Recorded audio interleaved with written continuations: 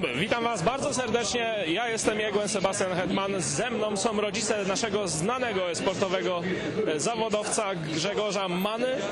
Ze mną są rodzice Many, pani Dorota, a także pan Andrzej.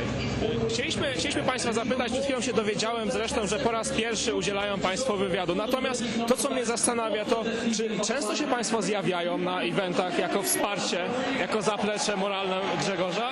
Staramy się zawsze zjawiać na tych eventach, ale tylko tu w kraju, bo wiadomo, za granicę nie pojedziemy za nim. Ale tu go wspieramy, byliśmy we Wrocławiu już i teraz jesteśmy w Katowicach. Na tych lokalnych takich, miejscowych. I na pewno jak będzie jeszcze w kraju coś podobnego, na pewno pojedziemy.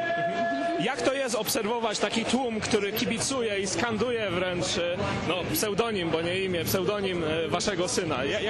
Jak to czuje? No to jest takie uczucie niepowtarzalne, po prostu dla rodzica to jest taka aż rozpierające duma taka, także jesteśmy bardzo zadowoleni, że jest znany wśród tych graczy, jest poważany, jak widzimy bardzo tutaj dopingowali mu wszyscy, także naprawdę rozpiera nas duma. Cóż, nie znać nic ująć. Przeważnie oglądamy Grześka na streamach w internecie, ale na żywo to jest zupełnie całkiem co innego. Ten tłum tutaj jest dosyć imponujący, prawda? To się udziela się to po prostu nam tutaj też i to, trudno opowiedzieć, naprawdę coś niesamowitego. A czy mogliby Państwo się podzielić sekretem, ile to Grzegorzowi zajęło czasu? Bo dojście do etapu, kiedy takie tłumy nam skandują, zajmuje lata. Jak to wyglądało w jego przypadku? No to zaczęło się już 16 lat temu.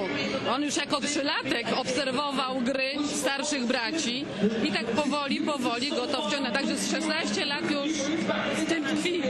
Tak było, pamiętam, grałem z Grześkiem, tak jak żona powiedziała, jeszcze bodajże w Quake'a, ale już nie pamiętam, Quake 2 czy to 1 była już dawno. I na początku jak był taki mały, to tak mu się tak troszeczkę dawałem, a potem się już nie chciałem dawać i tak nie mogłem wygrać. To była pierwsza nasza gra sieciowa taka. A to jestem szczerze mówiąc zaskoczony, czyli Państwo raczej są z rodzaju, i nie wiem czy wolno mi właściwie o to pytać, natomiast jest takie jednak przekonanie, że rodzice zniechęcają do gier, każą dzieciom trzymać się z dala, idź na dwór, baw się z kolegami. Jak było to w przypadku Państwa rodziny? No, u nas to było tak, że najpierw było dozowane, czas przy komputerze dozowany był, no wiadomo, nauka i to wszystko, ale jak zorientowaliśmy się, że to pomagało mu w nauce języka angielskiego na przykład, to pozwalaliśmy już troszkę dłużej przedłużać i widzimy, że już przynosiło to efekty, no to już racjonalnie tak już dozowaliśmy, żeby było dobrze. No tak jak żona powiedziała, dokładnie tak było, dozowaliśmy, obserwowaliśmy, patrzyliśmy, żeby po prostu nie przegiąć ani w jedną, ani w drugą stronę. Lekcje, nauka i komputer było, powiedzmy w parze, w symbiozie z sobą szło, dokładnie. Z ciekawości spytam, czy Państwo właściwie podążają za sceną starcraftową? Wyobrażam sobie, że jeśli już jesteście na takich eventach, to co nieco podłapiecie.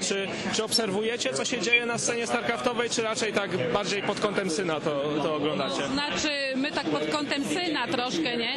Ale tak mniej więcej już rozpoznajemy tych zawodników, już znamy ich niki, ale tak obserwujemy tą grę, do końca jeszcze, ja na przykład ja to tak nie rozumiem do końca, o co chodzi, ale staram się to zrozumieć i tłumaczy mi ten starszy syn czasami, bo też się interesował tym i tak.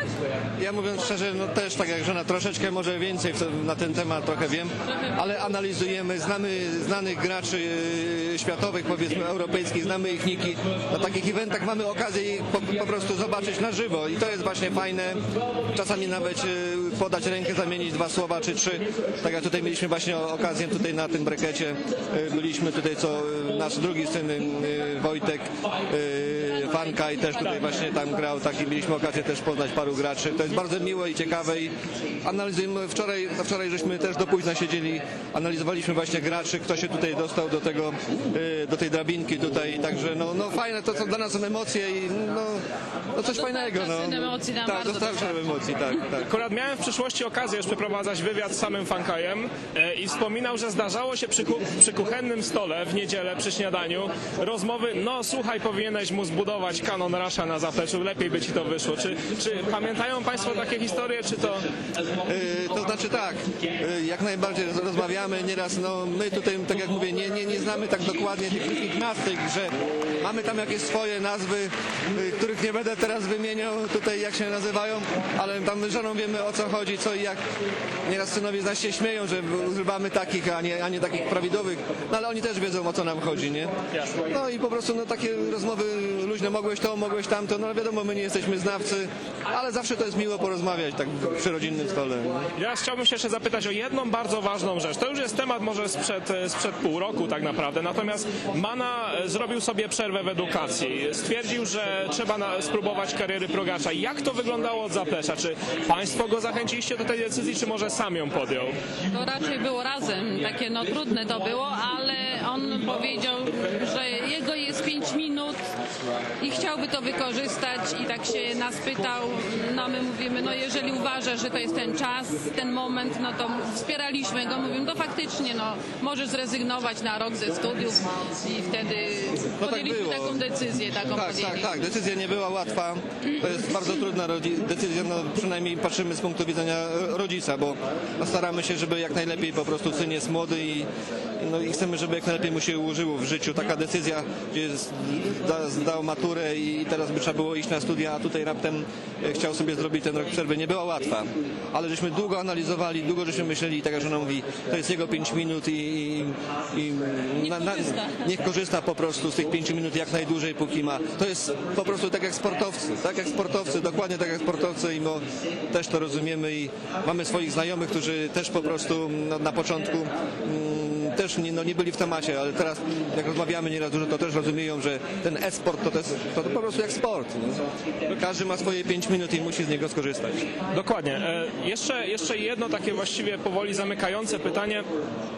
Jak państwo z perspektywy właśnie, nie chcę tutaj mówić poprzedniego pokolenia, że tak używać takich terminów, natomiast ten rozwój e-sportu to właściwie się nagle zdarzyło. Przez ostatnie lata to dosłownie eksplodowało. Jak państwo się zapatrują na przyszłość e-sportu, na przyszłość syna? Jak to wygląda z państwa perspektywy? No mi się wydaje, że to teraz będzie pod wpływem takich właśnie organizowanych imprez, że to będzie się rozwijać i będzie bardziej słyszeć w Polsce o tym. Dlatego to jest nowość taka właśnie w Polsce i jak widzę, że jest zainteresowanie i dobrze, że władze się też interesują takim sportem, zaczynają się interesować. Tak, ja też tak po prostu myślę, że e-sport będzie się rozwijał na pewno, bo to jest nieuniknione. Nieuniknione i na pewno będzie kwestia tylko jak bardzo mocno przyspieszy. To jest tylko ta kwestia, czy szybciej, czy wolniej, ale na pewno będzie się rozwijał. Efekt to jest tutaj Katowice, byliśmy we Wrocławiu, mieliśmy właśnie okazję, teraz jesteśmy, mówiąc szczerze, drugi raz. To we Wrocławiu było dużo mniej ludzi, ale też było od groma, że tak powiem, nie? Spodek tutaj więcej pomieści, większa to jest impreza i wrażenia niesamowite. Coraz więcej tych młodych ludzi się interesuje. Młodzi się starzeją, są jeszcze młodzi i też się interesują, czyli to takie będzie pokoleniowe. Dokładnie. Fantastycznie było mi poznać rodziców tak znanego gracza. Jeśli chodzi o takie zapleczowe wręcz informacje, muszę przyznać, że najlepsi gracze są to gracze, którzy mają najlepsze wsparcie od swoich rodziców i myślę, że tutaj w tym przypadku podobnie się stało. Dziękuję państwu bardzo za udzielenie tego wywiadu. Bardzo miło było państwa poznać. Bardzo dziękuję. I gratulujemy. Pozdrawiamy całą scenę StarCrafta. Dziękujemy jeszcze raz. Dziękuję.